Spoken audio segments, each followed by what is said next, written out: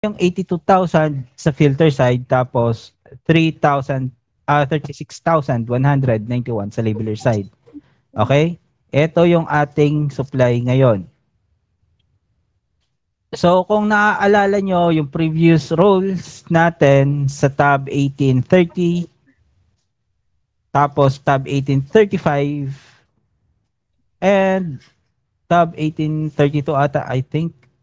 Naalala nyo pa yung rules natin which is yung ginagawa nyo ngayon. Can you summarize it para sa akin, guys?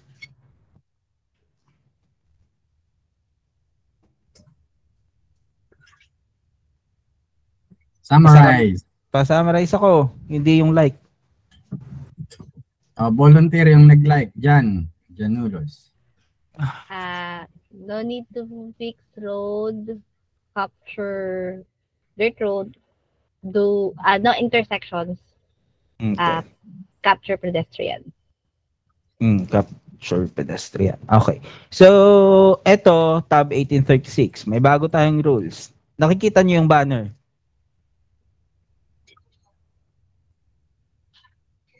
Delete dirt road. Nag-iba.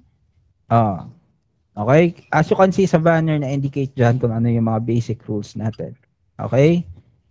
So, draw driveway overlap with sidewalk, keep shape and boundary beautiful, and delete dirt roads. Okay? So, si Sir Pauline yung gumawa ng banner na yan. So, draw driveway, overlap with sidewalk, hindi na natin kailangan gamitan yung letter N. Ano naman natin yun? Magkakaroon yun ng error. Right? Yes, Pero boss. para sa road and then sidewalk, we need to do overlaps for that. And as you can see po sa ating rules, we do not have to draw dirt roads. So, kasama na yun doon yung dirt driveways. So, how to indicate the dirt driveway from paved driveway and then paved roads and then dirt roads. Okay? Usually, yung dirt road, it is brown in nature or medyo cloudy na siya or medyo blurred na siya compared sa mismong road which is either black, gray, or white in color. Okay? So, we do not have to capture dirt road. Uulitin ko yan. All we need to do, for example, for this map, is fix the road. Kasi as you can see, wasak na wasak siya, di ba?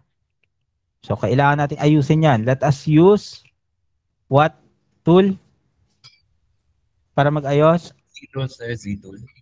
Ha? Okay. Z-tool or cut tool. Either both, pwede yan. Depende sa sitwasyon.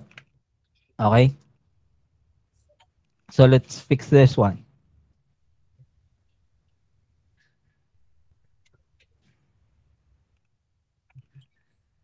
Road shoulder, hindi po yan sidewalk. Okay? May mga nakikita ako nagka-capture na sidewalk as our road shoulder as a sidewalk. Hindi po ito sidewalk yung nasa gilid. That is still a road.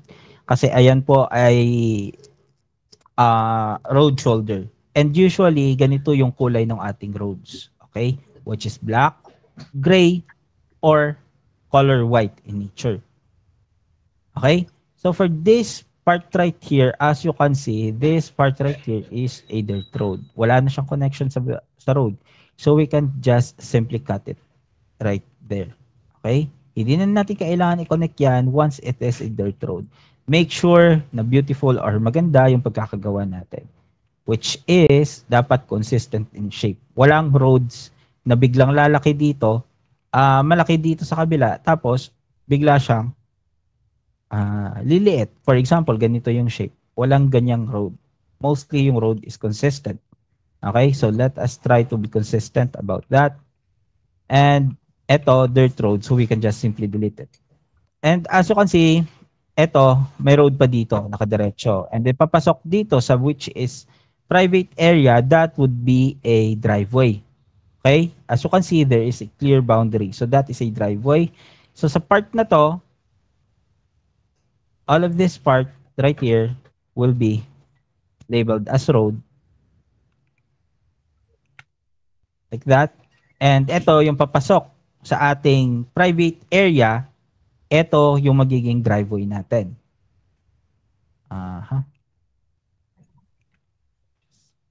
So it like that.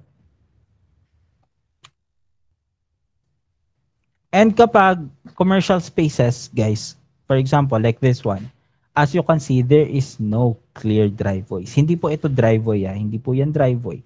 There is no clear driveway. So wag na po tayong magsayang ng oras kaka-label ng ganito. Kasi may nakikita din ako, nagsasayang pa ng oras gagawa ng ganyan, or dito, gagawa pa ng ganyan. If no clear boundary again, do not do driveway. Okay? So we can just simply ignore that. And para dito, for this specific big buildings na to, or area na to, as you can see naman po, this one, meron siyang clear the driveway. So yung driveway natin will just start from this part right here and mag-end dyan. And that would be okay na. Yung part na to, hindi ito driveway. Sa stage 2, it's either parking lot or pavement yung magiging tagging natin dyan. And hindi rin iyan sidewalk. So do not waste your time doing so. Okay? For this one, as you can see, papasok dito sa building na to or dito sa area na to, wala siyang daanan. Pero dito, may daanan siya. And ito ay hindi public use. Okay? This is not for public use. So we can just label this as a driveway. Diretsuhin lang natin to para sa iba na nalilito pa rin sa mga ganitong scenario. Guys, napakasimple ng trabaho natin. Huwag na nating pahirapan yung sarili natin kaka-overthink. Okay? For this image naman, as you can see, meron siyang clear boundary, right? Pagpasok naman dito sa bahay mismo, meron siyang boundary, which is, ano yung boundary niya dito? Kung naiintindihan nyo, yung ating rules. What are the clear boundaries on this building?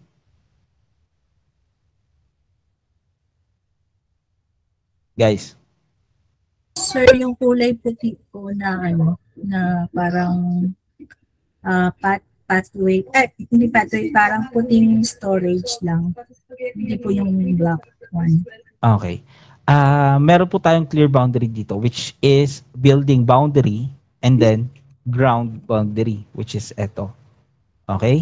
So, yung mangyayari niyan, pag nag-draw kayo ng driveway sa ganitong scenario, pwede nyo tong diretsuhin.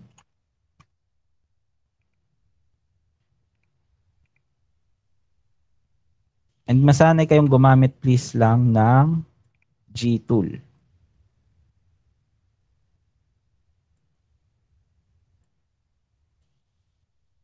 Pwede natin itong diretsuhin dito kasi nga meron siyang clear boundary.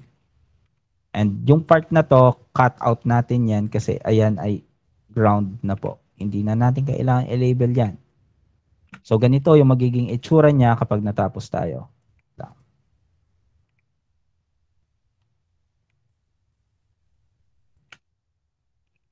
So ganyan yung magiging itsura niya kapag natapos tayo. Okay? Are we clear, guys? Copy, sir. So for this map, I'm done with it. I can just simply submit this one. Lipat tayo sa kabila. Hopefully makakuha tayo ng rural areas. Okay, ito isang rural area. Uulitin ko, guys.